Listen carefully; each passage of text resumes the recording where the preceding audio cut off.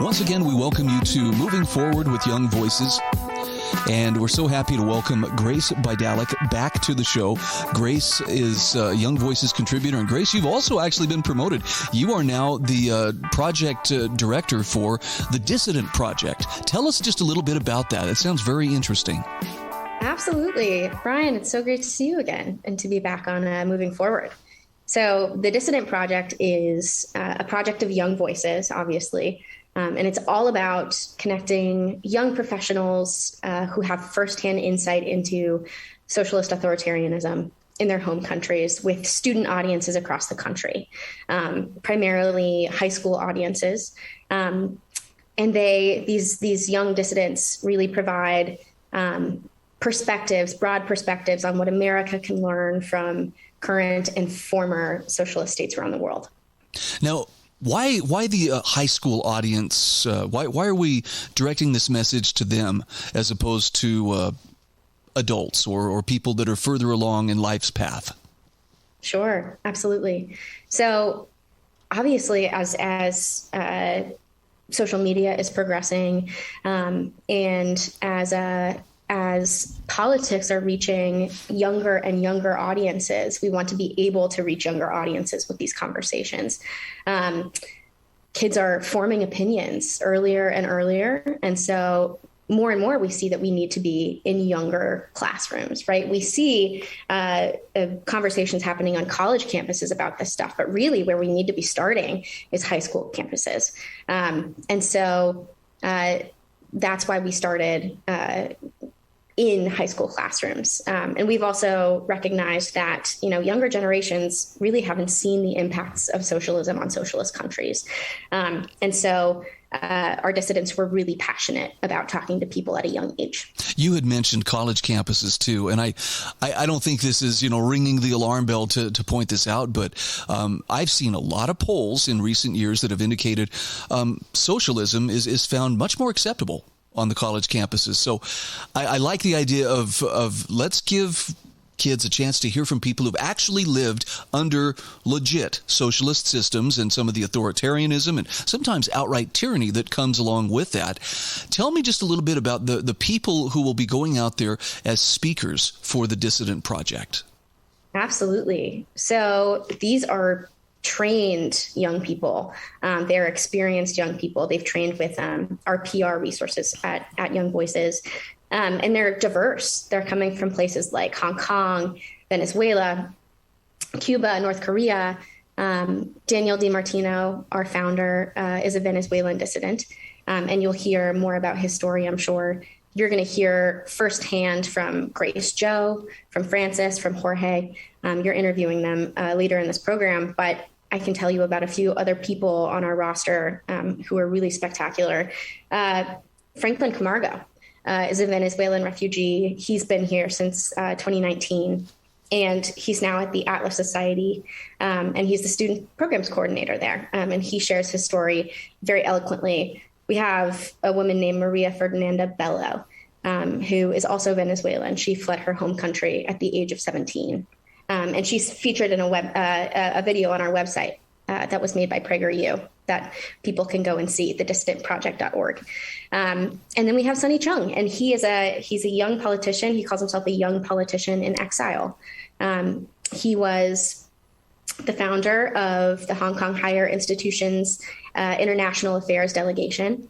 And he was elected in these pro-democracy camp primaries before Beijing completely dismantled the system and forced him into exile. And so these are people with real down-to-earth firsthand experiences in these socialist countries. They've seen their home countries devolve. And they are the perfect people to be warning young people about the effects of socialism in America.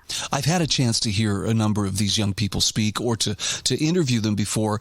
And one of the things that has really impressed me is this isn't just a case of, well, they've got an axe to grind and they're out there to complain. They're actually out there as voices of warning and people who love freedom and see the incredible blessing that it is.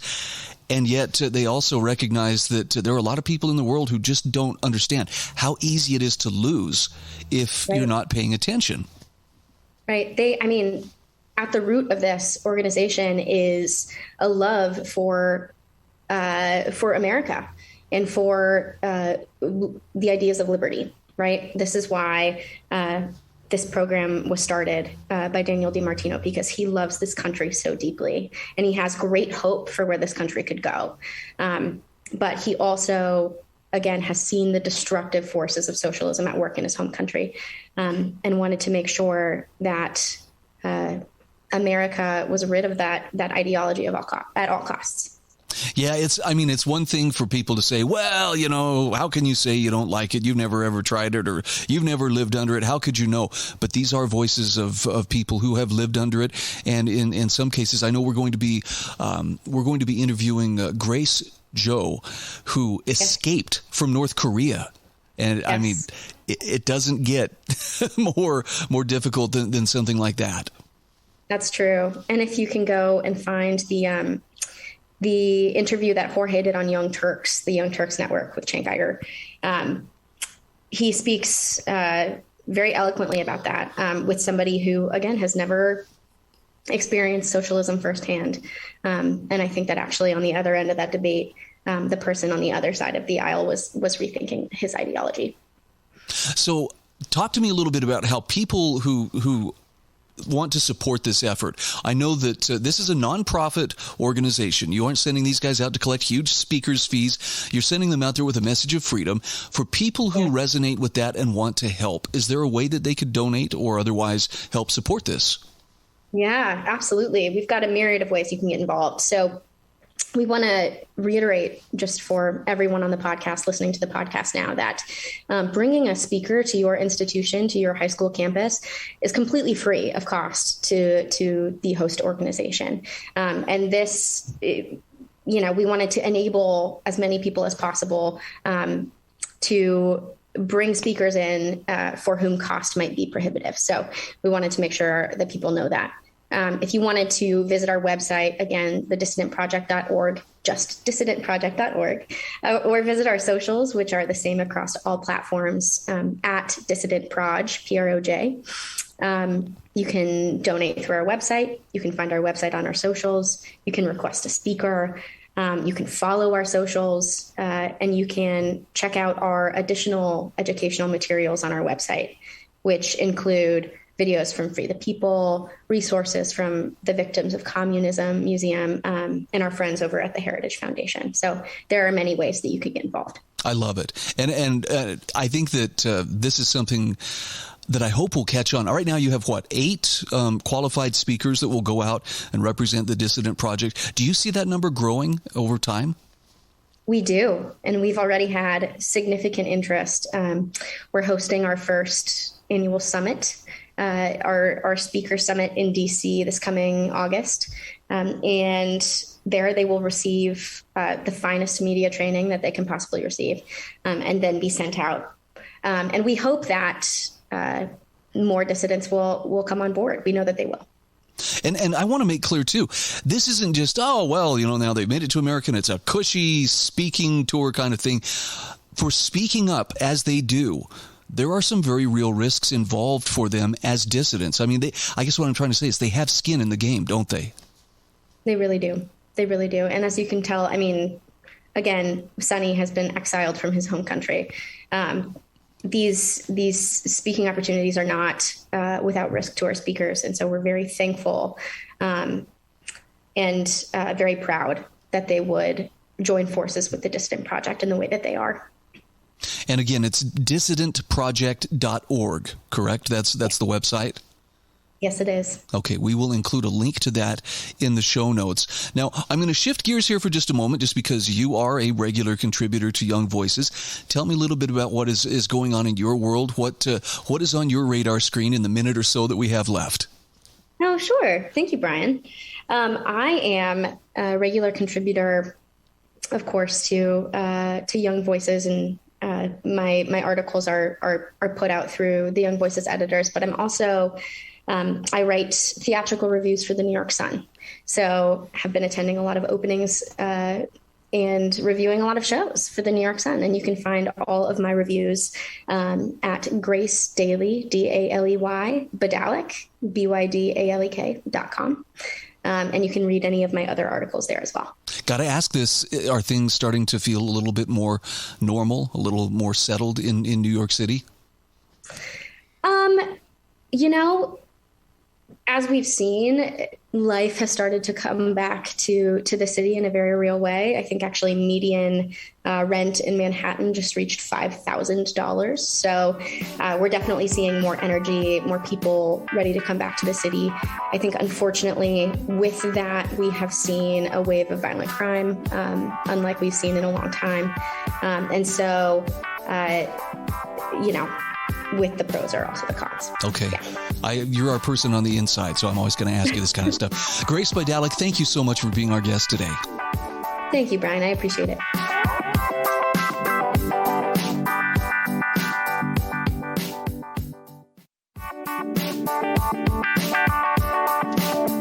Welcome back to Moving Forward with Young Voices. Hey, I'm very happy to welcome Grace Joe to the show. And Grace, I hope I'm saying your last name correctly. Did I come close? Yes, that is correct. Okay. Grace is here on behalf of the Dissident Project for Moving Forward with Young Voices and with Young Voices organization. And she actually has, she grew up or was at one time a child in North Korea.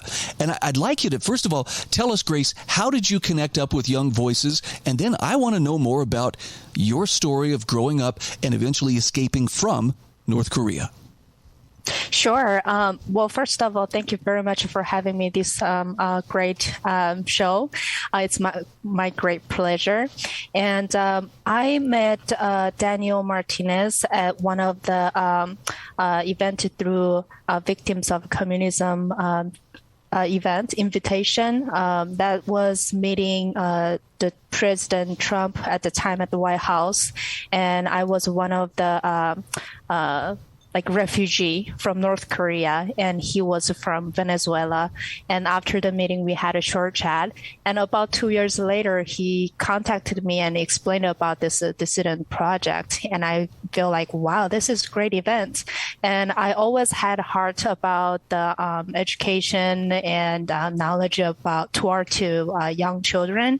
And I also want to help young children from my country as well. So for young generation, I have a big heart. And then he also had a similar goals and heart about it. So I was like, well, let's do it. That's a great project. That's why I jumped in and I joined this project. And I'm very excited and looking forward to the future opportunities.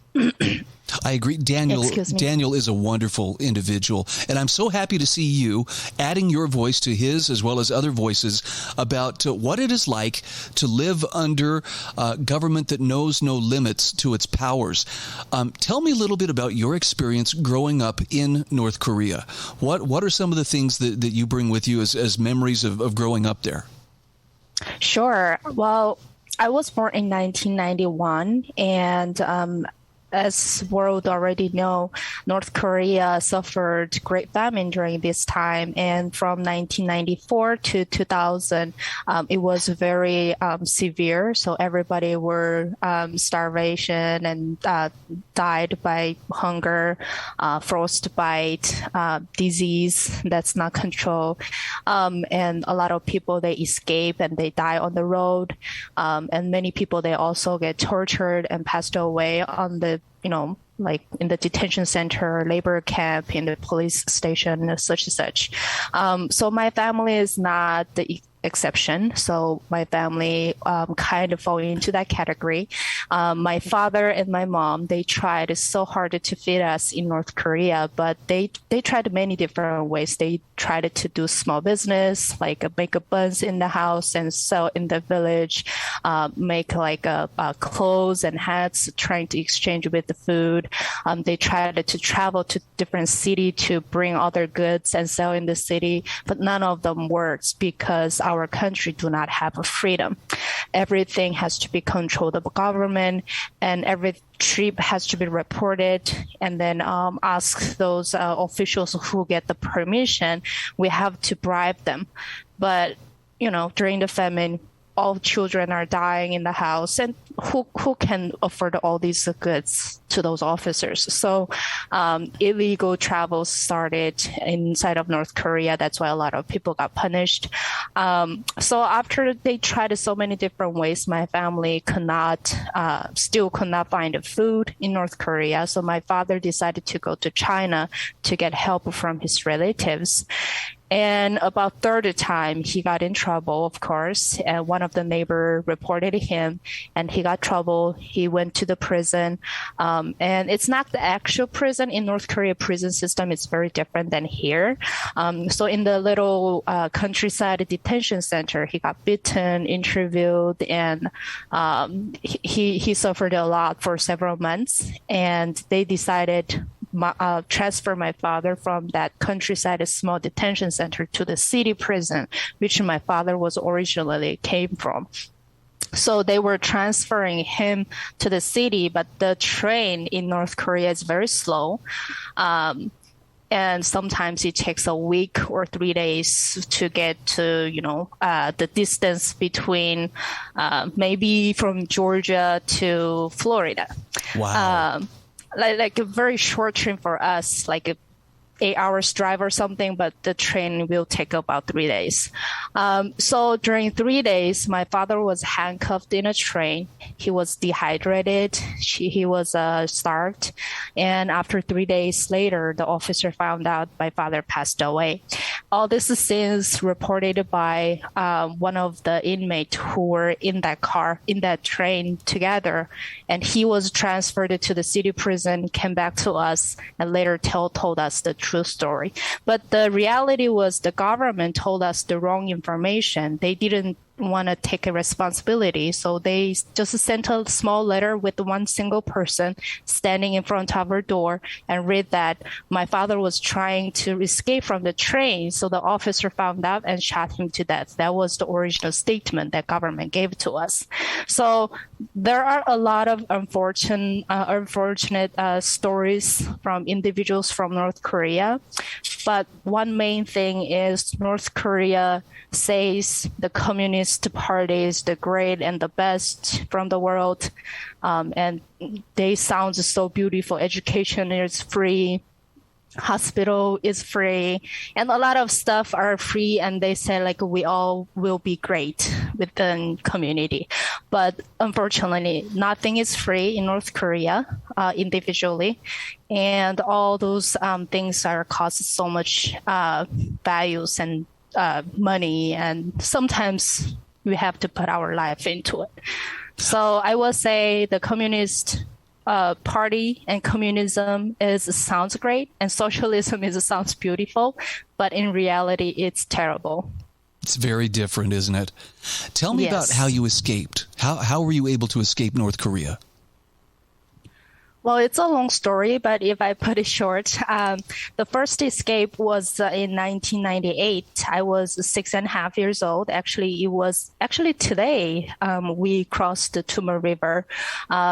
It was bright daylight, and my mom, she put me in her backpack, and she was holding one of the older sister in her hand, and my sister was holding walking cane, and 3 of us swim across the river. And before we get to reach the river, we have to walk for 3 days, like unpaved road, mountains. We have to hide during the daytime from the civilians, and we have to walk like pitch dark nights.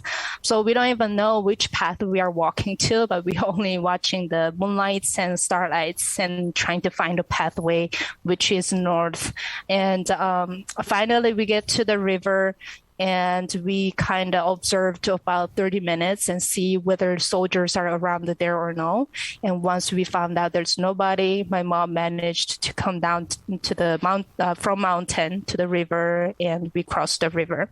After we crossed the river, we have to walk and find someone from China side to get help. And thankfully, at that time, old couple, they fed us first.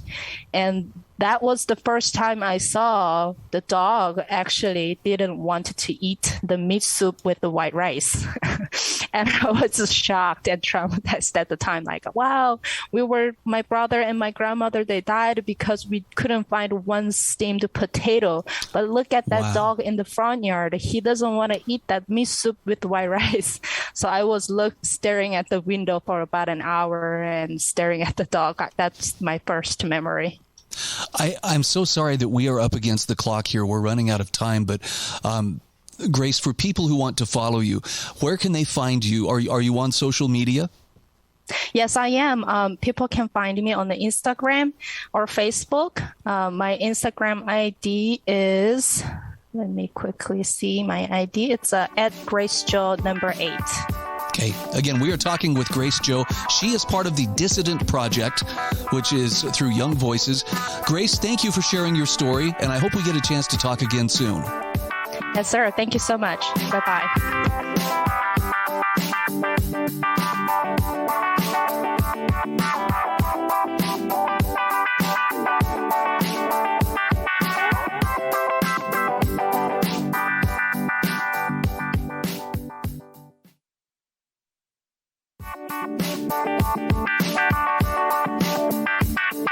Welcome back to Moving Forward with Young Voices.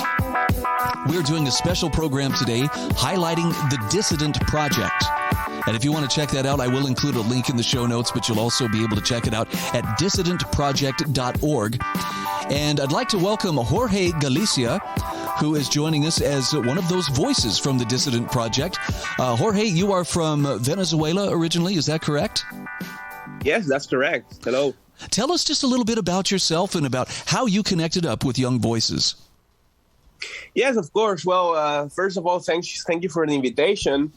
And I came from Venezuela, I would say a little bit more than 3 years ago. And, I was a political activist there. I was part of the opposition movement against the Maduro regime. I went to law school. I am an attorney back in Venezuela. And, well, basically the reason I came here is because in the year 2017, I was so involved with in the protests that were going on against Maduro that year.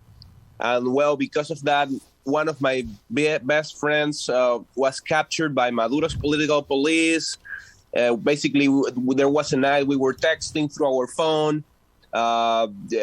He told me, like, hey, ma'am, there's a group of police officers standing right in my front door. And I said, well, don't make any noise, go hiding, remain quiet. But, I didn't receive any text message before after telling him this.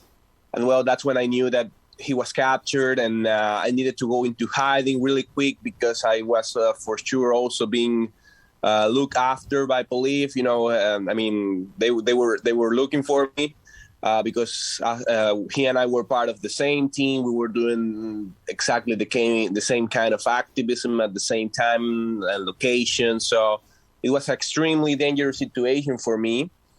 And, my friend, thanks God, he was released from prison approximately 3 months after this event. And this also allowed me to resume little by little my ordinary life in Venezuela.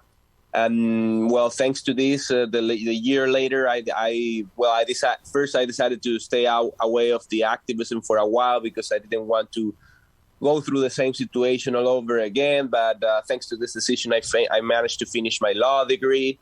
And after I finished my law degree in 2018, I applied to participate in a leadership program named Project Arizona, which is a program being held at Arizona State University. I was selected to be part of it, thanks God, and that's the reason I was able to come here, right? And, well, once I was here, after doing this program, I was reached out by the Fund for American Studies, which is a think tank. And they wanted me to do, basically the same thing we're going to be doing with the Dissident Project. They recruited me as a full-time speaker to go to visit several campuses across America to speak about my own life experience and to explain to college students how socialism destroyed a former wealthy nation like Venezuela, right? And well, through the activism with the Fund for American Studies was how I connected with Daniel DiMartino, who is also a Venezuelan who is doing this kind of activism across the states.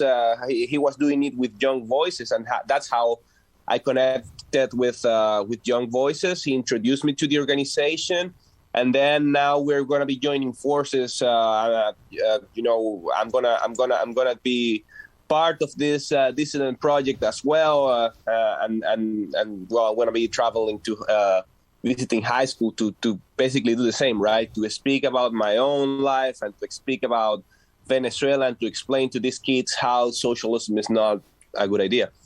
You know, Jorge, I love the fact that that you have decided to speak up. You were already speaking up in Venezuela. You have seen firsthand, you know, the transition from a very prosperous nation to a nation that is struggling under, you know, the worst kind of socialism. And I understand that one of the reasons that you and others are going forward to talk about your experiences is to serve as a voice of warning to make sure that we don't get too casual in our attitudes towards socialism. I mean, there are a lot of people who seem to embrace it as, oh, no, it's great. It just makes everything fair for everybody, and it's really a good thing. Tell me how you can help them understand that it's not the pretty picture that those who are advocating socialism tend to paint. Yeah, I think it is really useful for them to have a different perspective. You know, I don't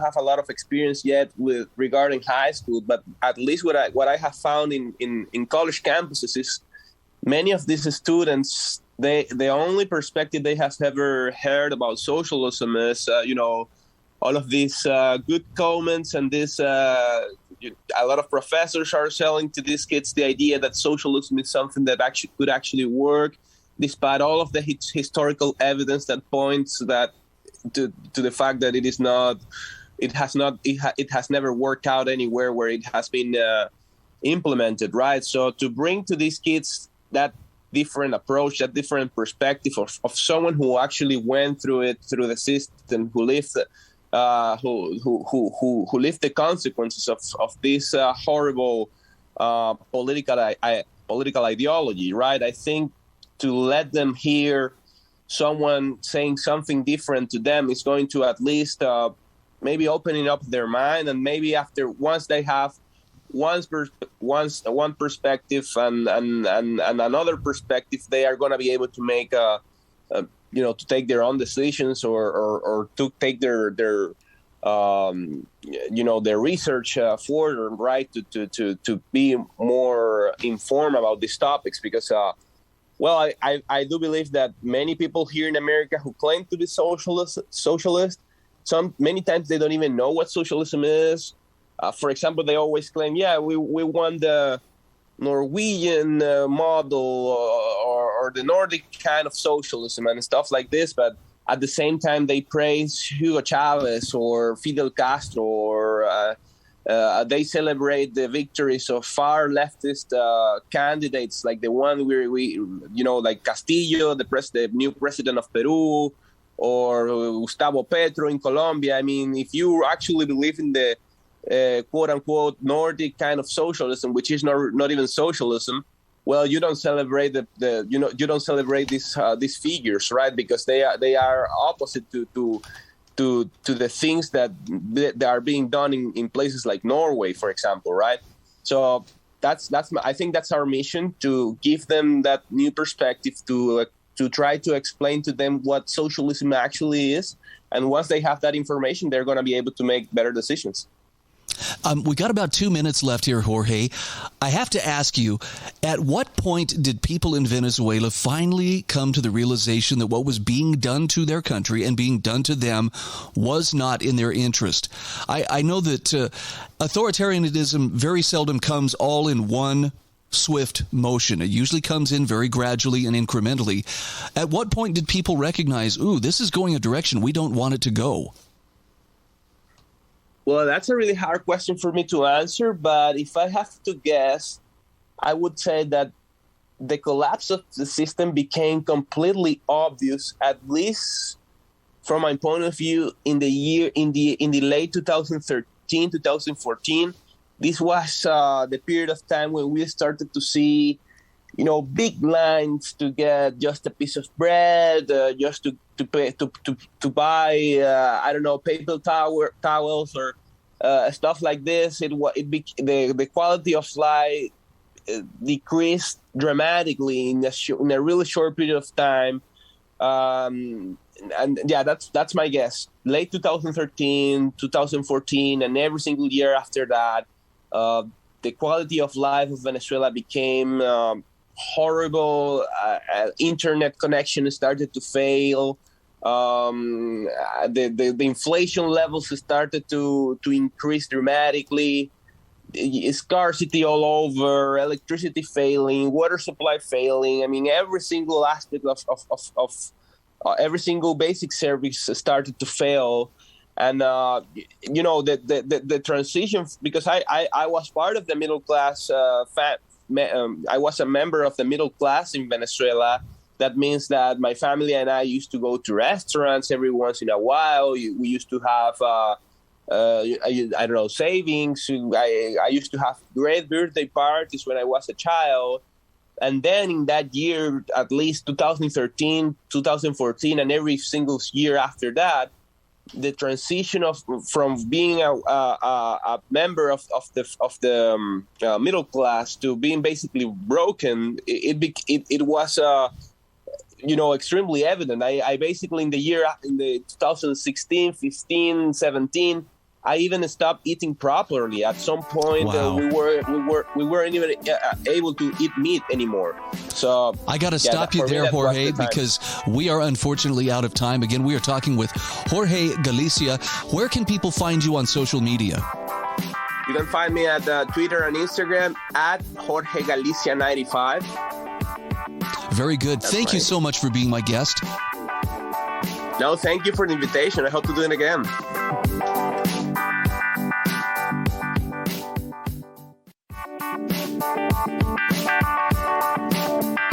Welcome back. This is our fourth and final segment of Moving Forward with Young Voices today.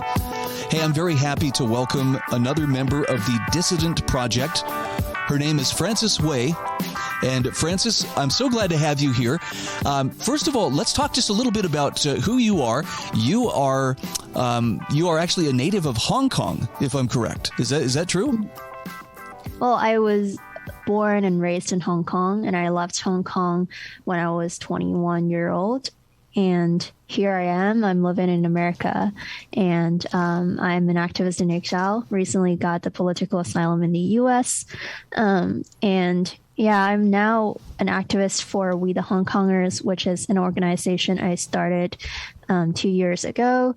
And yeah, I just happened to be found by Young Voices, and they found me on Twitter and had a coffee, something like that. And then I was very fascinated with their work, and they talked to me about the dissidents for the Dissidents Project, and I was really interested in participating in that project because I previously had public speaking background, and I really think that by bringing my stories to high schools or colleges, we would be able to bring the story of Hong Kongers to our children, our next generation, and we'll be able to use our story to alert people about the danger of communism, and to really bring the topic of Hong Kong's to the classroom in the U.S. And I think that's very important, and somehow this is something that is missing in American education. Francis, I seem to remember prior to late 2020, before COVID, before COVID became all that everybody was talking about, I seem to remember there was a fairly prolonged period of some very serious protests for freedom in Hong Kong. And likewise, there were some pretty serious examples of the Chinese government cracking down on those protests. And let's talk just a little bit about the relationship between China and Hong Kong, because I'm not sure that I understand it correctly, but Hong Kong was under British rule for nearly 100 years. Is that right? Yes, and it was handed. It was under sovereignty of British after the Opium War, and we basically developed a very interesting mixed culture in Hong Kong, where you found like a hint of like Chinese culture, but then there is a mixture of British culture too. And so oftentimes when people tell me, oh, I've been to Hong Kong, they would tell me it's a very special city. It's something, it's a very unique city, and they all of them loved it. It's easy to just, get used to it, the environment. People are very adaptive. It's just a very amazing, interesting city that we all fall in love to, and during that period of time of colonization, people also developed a very special identity, and it's something different from like saying we're Chinese or British, but rather than that, we developed our own Hong Konger identity. And so in 1997, when the British government decided to hand Hong Kong over back to China, people have a mixed feeling about it. It's somehow there is an uncertainty, and people weren't sure like if it's a good decision. And we weren't even, like, the people of Hong Kong weren't even in the process of making that kind of decision. It was a compromise. It was a discussion between the Chinese government and the British government. And so, the future of Hong Kong was a mist. Like, it was so uncertain for all of us. And it was handed over back to China, and we became something like they call it a special administrative region. And which means that we are still part of China, but we're operated in a special, like, a different system. And so they promised to practice one country, two systems in Hong Kong, and say that, everything would stay the same and operate the same for 50 years, so that we can enjoy the same kind of freedom and have our own system, our autonomy, our own government to run the city. And so this is something they call a special administrative region. But it's still, the Hong Kong government is still under the Chinese government. It's just that we have like a special jurisdiction. We have our own, legal system, our own law, and our own government, basically. And so people got used to having, enjoy the freedom of speech, freedom of press, which is something you can't find in China. And this is something that have been going on for 25 years. And once President Xi Jinping got his position come to place as a president, everything seems to go down really quick, and the situation got worsened.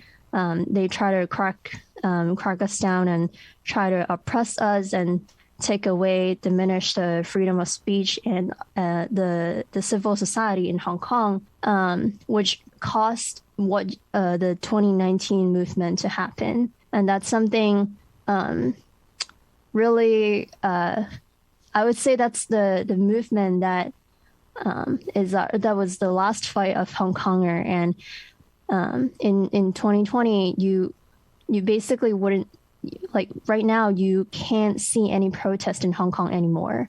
People in Hong Kong, they're just working and living under great stress, great pressure under the rule of China. And many people left Hong Kong. They migrated to another country. And for people like me, like an activist and a journalist, I had to fly to Hong Kong and, seek for asylum in the U.S. And I wouldn't be able to go back to Hong Kong because if I ever go back, I would face, up to 10 years of jail. And this is just showing how oppressive this regime is, and their expansionist ideology is how is it harming and demolishing our civil society and democracy in Hong Kong. Francis, I have to ask you, even though you're not actually in Hong Kong, but you are speaking up on behalf of the people of Hong Kong, on behalf of the freedoms and the traditions that they are losing, thanks to the Chinese cracking down. This puts you at some risk. I mean, even though you're not there as a dissident, you are still at risk. For instance, I understand you catch some pushback sometimes from Chinese students who don't appreciate you speaking out. Mm-hmm. Yeah. I mean, censorship is everywhere. Like Chinese censorship, transnational repression is real. It's happening in the U.S. and the U.K. We have many. We have heard of many stories of Hong Kong students getting, backlash and being assaulted by other Chinese students for simply talking about their home country, like talking about Hong Kong and their own story. And it's hard to imagine, like, these people are not paid by the Chinese government, but they were so hot-wired since they were born when they were in China that this is the country that they are loyal to. And even if they go, even if they are studying abroad in the U.S. and they see something that they don't like, then they would report it to the Chinese government, and this would get you in trouble. And this national security law in Hong Kong right now is exactly an example of how the Chinese government is trying to cross their hand to Hong Kong's freedom. And the kind of white terror is something that silenced people. People get very frustrated and scared to speak up.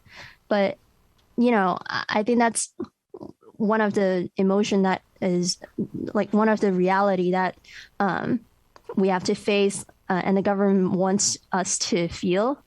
And I think, for me, I don't have anything to lose. Like, I've already left Hong Kong, and I have the responsibility to speak up for the people who are still back home, who are still under that kind of great pressure that wouldn't be able to speak up. And so I understand that I have that kind of responsibility to speak up for them. Yeah.